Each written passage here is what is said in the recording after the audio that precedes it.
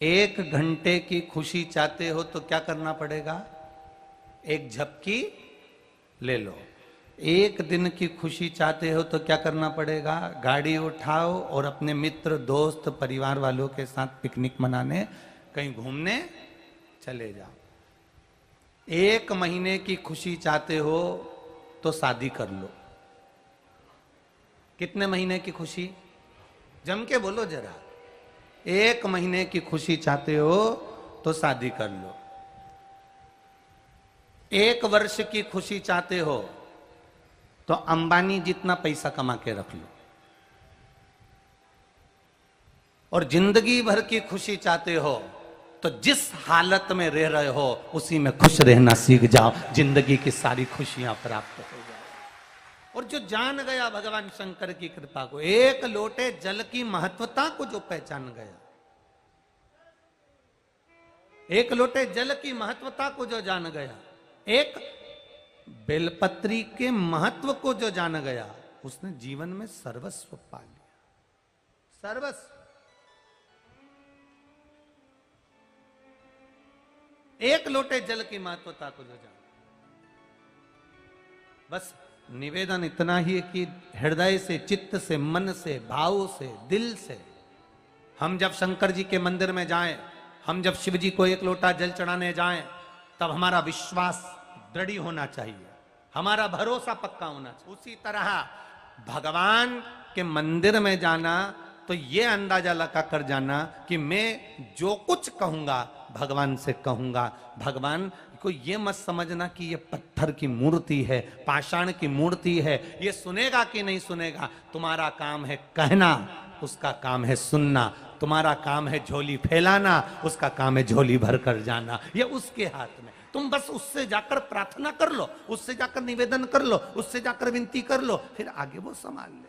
केतान जी, सब लोग जानते थे कि पशुपतिनाथ जी का मंदिर है, भगवान शिव का शीश गिरा है,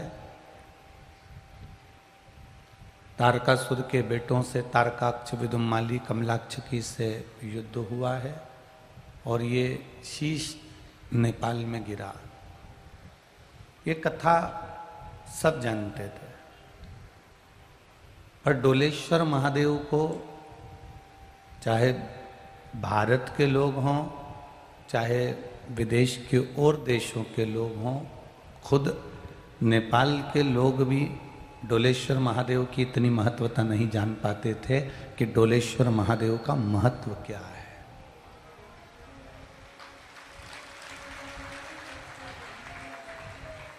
क्यों माता पार्वती जी कैलाश छोड़कर यहाँ बैठकर तप करती हैं, साधना करती हैं, भक्ति करती हैं, भजन करती हैं? क्यों तप में लीन होती हैं?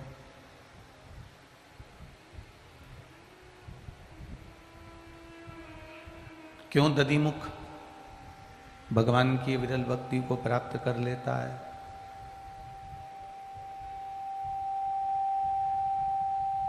संत, साधु, सन्यासी, तपस्वी, साधक, उपासक, ये जितने भी हैं वो इस नेपाल देश की भूमि पर पधार कर भगवान शिव पशुपतिनाथ का दर्शन कर कर और तप साधना कर कर कहीं ना कहीं शिव तत्व को प्राप्त करने का प्रयास करते हैं। पार्वती जी ने महादेव जी से बार बार कहा, लक्ष्मी जी के यहाँ सोने का नगर है, सोने का बैकुंठ है, सोने का महल है, सोने के पर्णकोटे हैं, सोने के द्वार हैं। ब्रह्मा जी के यहाँ पर अभी बहुत कुछ बना हुआ है, इंद्र के यहाँ पर राशि ठाठ बना हुआ है, गरुण जी के यहाँ, वरुण जी के यहाँ, कुबेर जी के यहाँ कितना सोना चांदी, कितना अंबारियां, कितना पीताम्बर, कितना अंबर, सब कुछ सुख है। पार्वती जी कहती हैं केवल एक 33 कोटि देवी देवता में केवल एक अपन अकेले हैं भोलेनाथ, जो शमशान में रहते हैं, कैलाश पर रहते हैं।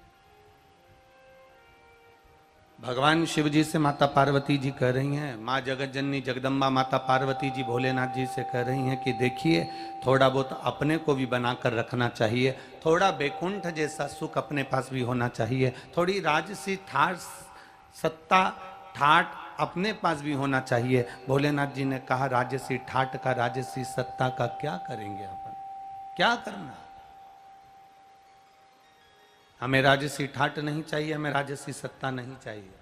भोलेनाथ जी ने कहा मेरे पास जब मेरा भक्त आता है, सारी दुनिया की ठोकर जब वो खा लेता है, दुनिया के लोग उसको धक्का दे देते हैं, दुनिया के लोग उसको ताना दे देते हैं, दुनिया के लोग उसको गाली दे देते हैं, दुनिया के लोग उसको आड़ा टेढ़ा कर देते हैं, जब हर तरह से वो जब पूर्ण तरह से एकदम कुछ नहीं रहता, जब कहीं से काम नहीं बनता, पार्वती से शिव जी कह रहे हैं तब पार्वती भक्त मेरे पास में आता है, मेरे पास में बैठता है, तब मैं उसको सब दे देता हूं जो वो दिल से मांगता है, मैं उसको खाली नहीं छोड़ता। नहीं ना बेली बहू, सती मैया का तो विवाह हुआ, 4 दिन हुए थे माता सती को विवाह करे हुए, और माता सती को भगवान शंकर जी ने ले जाकर कुंभज ऋषि के यहाँ बिठा दिया, अगस्त बाबा के यहाँ बिठा दिया, कथा सुनने के लिए बिठा दिया। अगस्त ऋषि के यहाँ जैसे माता सती शिव जी के साथ कथा सुनने के लिए बैठी और कथा चालू हुई, इतनी देर में कुंभज ऋषि ने सती जी को देखा, फिर शिव जी को देखा। शंकर भगवान समझ गए कि कुंभज ऋषि कुछ देख रहे हैं, समझ गए। कुंभज ऋषि से पूछ लिया बताओ आप क्या देख रहे थे सती को, क्यों देख रहे थे सती को, मुझे सती को देखने के बाद आपने मुझे क्यों देखा। कुंभज ऋषि ने, अगस्त ऋषि ने कहा शिव महापुराण की कथा वो कथा होती है जिस कथा में जो बैठकर मांगता है, सोचता है, भगवान उसको 3 महीने के अंदर प्रदान कर देता है। तो ऐसा सती ने क्या मांग लिया, सती ने ऐसा क्या मांग लिया जो तुम बार बार सती को देख रहे थे। भगवान शिव जी ने कहा क्या मांगा सती ने। कुंभज ऋषि ने कहा सती बैठे बैठे मन में सोच रही थी मेरा पति भी मुझे लाया तो कहां लाया, कथा सुनने के लिए लाया, शादी के बाद लोग घूमने जाते हैं, भ्रमण करने जाते हैं, मुझे कथा में लेकर आए हो, इससे तो मेरा ये शरीर जलकर भस्म हो जाता तो अच्छा होता।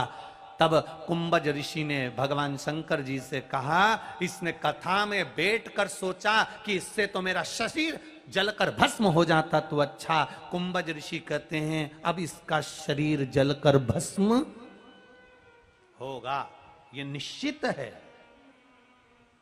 आपसे भी निवेदन है जितने लोग कथा सुनने जाएं शिव महापुराण की, जितने लोग भगवान की कथा में जाते हो, सत्संग में जाते हो, प्रवचन में जाते हो, भगवान की भक्ति में जाते हो, तुम्हारे मन में जो तुम सोचोगे बाबा वो देने वाला। आप सती मैया भी गई, समझाया, ना मानी तो पहुंची, और सती मैया पहुंच गई अपने पिता के यहाँ यज्ञ में। बहुत बड़ा यज्ञ हो रहा था, बहुत बड़ा। शिव जी का तो अपमान दक्ष प्रजापति ने पहले ही कर दिया था। ससुर के आने पर जमाई ने उठकर जब प्रणाम नहीं करा था तो क्रोध में आकर दक्ष प्रजापति ने श्राप दे दिया था, मैं तुम्हें श्राप देता हूं, मेरी बेटी सती का विवाह तुम्हारे साथ करा है पर तुमने मेरा आदर नहीं करा है, मैं तुम्हें श्राप देता हूं कि तुम शमशान में निवास करोगे।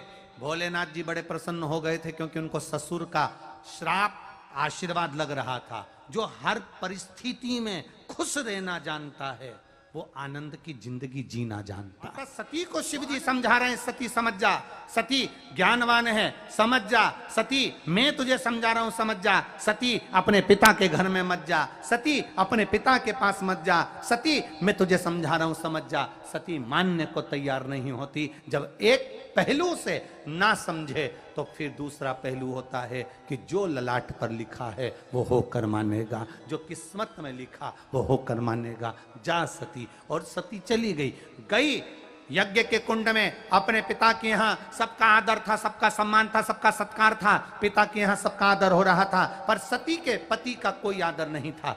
यज्ञ की अग्नि में सती मां कूद कर प्राणों को त्याग दी। शिव जी को मालूम पड़ा, उन्होंने वीरभद्र को उत्पन्न किया, पूरी यज्ञशाला विध्वंस करवा। पत्नी को लगता है पति के प्राण इतनी जल्दी कैसे चले गए, अच्छे थे, सब काम अच्छा हो रहा था, हमारे यहाँ तो शादी की सालगिरह थी, जन्मदिन था, फैक्ट्री थी, दुकान थी, जमीन थी, जायदाद थी, एकदम कैसे चलेगा? पति को लगता है पत्नी के प्राण एकदम कैसे चलेगा? उसका कारण शिव महापुराण बता रही है, उसका तत्व शिव महापुराण बता रही है कि प्रहलाद को 4 वर्ष की अवस्था में भगवान मिल गए, ध्रुव जी को 4 वर्ष की अवस्था में भगवान मिल गए, मीराबाई को 4 वर्ष की अवस्था में भगवान मिल गए, कर्माबाई को 4 वर्ष की अवस्था में भगवान मिल गए, और नारद जी तप करते करते ना जाने कितनी जिंदगी नारद जी ने निकाल दी, पर भगवान का दर्शन नहीं हुआ। तब नारद जी को चिढ़ चूठी, नारद जी को क्रोध आया, और नारद जी ने जाकर तब अपने गुरुओं से पूछा कि मैंने भजन करा, तप करा, और प्रहलाद ने तप करा, तुम 4 साल के बच्चे को दर्शन दे दिए और मुझे दर्शन देने क्यों नहीं आए? तब भगवान भी कह दिए, नारद ये 4 साल का प्रहलाद का तप नहीं था, प्रहलाद जिंदगी भर से जो भगवान का भजन करते आ रहा था, उसके भजन की उम्र अब पूरी हो गई थी, इसलिए उसको 4 वर्ष की आयु में दर्शन दे दिया। तेरे भजन की उम्र पूरी नहीं हुई, इसलिए तुझे आज तक दर्शन नहीं मिल पाया। जब मनुष्य की उम्र पूरी हो जाती है, तुम्हारे घर में क्या हो रहा है उससे मतलब नहीं होता, तुम्हारी गाड़ी कितनी है, बंगला कितना है, जमीन कितनी है, जायदाद कितनी है, सत्ता कितनी है, वैभव कितना है, उससे कोई मतलब नहीं होता। जब मनुष्य की उम्र पूरी हो जाती है तब उसको जाना पड़ता ही है, चाहे दुनिया का सारा ठाट, सारा वैभव, तुम्हारी शादी की सालगिरह, तुम्हारे बच्चों का जन्मदिन, चाहे तुम्हारी फैक्ट्री, चाहे तुम्हारी जमीन, चाहे तुम्हारी जायदाद का कोई भी फंक्शन हो रहा हो, उसको तब जाना है जब उसकी उम्र पूरी हो जाए। कुछ पड़ा रह जाता है, सब कुछ धरा रह जाता है, लॉकर में पैसा पड़ा रह जाता है, तिजोरी में रकम पड़ी रह जाती है, एक से बढ़कर एक साड़ियां सब धरी की धरी रह जाती है, फैक्ट्री, दुकान, मकान, गाड़ी, बंगला, सारा सुख पड़ा की पड़ा रह जाता है। जब अंतिम पल आता है किसी को नहीं मालूम पड़ता, वो आएगा और व्यक्ति को जाना पड़ जाएगा।